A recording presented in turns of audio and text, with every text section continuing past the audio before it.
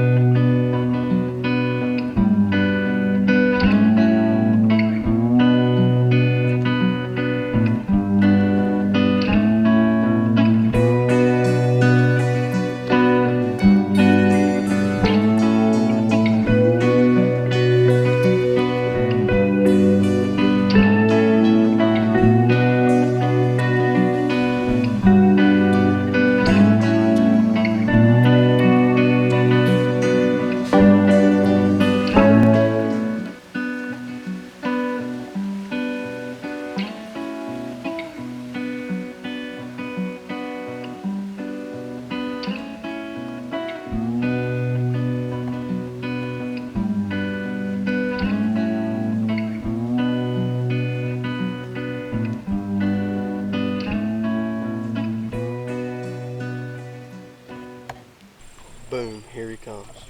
He comes around, and instead of following that deer, he got around her. She took off running, and instead of following the way she left, I don't know what that deer is thinking, but he came the way she came in, and he walked right underneath me.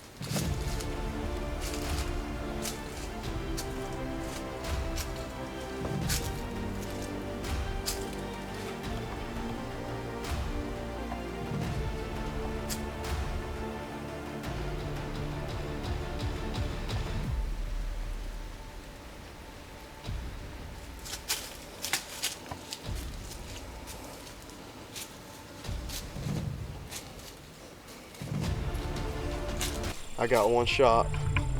I knew how to make it count. I could not get it on camera the way my camera arm was going around. It kind of sucks, but at the end of the day, 18-yard shot, drilled him.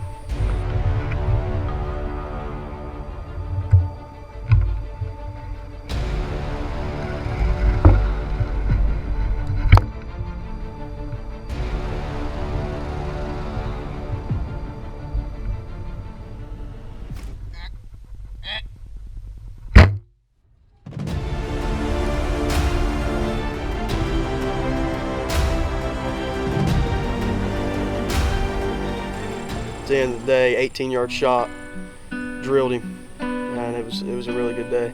Everything fell together all within 30 minutes. And I mean, scouting, looking around, finding good rub lines, scrapes, trails, it really helps getting your wind right. The way you walk in your stand, I walk a mile into a stand to make my wind right, rather than walking 200 yards with the wind wrong. It makes a really big difference. And ultimately, I think that's what helped us kill this deer. Finding all this stuff out, scouting, cameras, moving cameras around, getting different pictures, different places at different times, trying to pattern deer. And ultimately, this is a deer that we have never seen before. Kind of unexpected. It was Mr. Unexpected. And I mean, I'm after 170, 180 inch, non-typical, trying to get camera footage, trying to get pics of him, moving around different spots, different scrape lines, rub lines, trails, in and out, funnels, putting cameras on it, and I haven't got a picture of him. He's like a ghost, but hung his spot, got in there, kept hunting, and it just all fell together. And sometimes that's how it works. You get a deer in there you don't know, after a doe, who knows where he's from, but it just all fell together.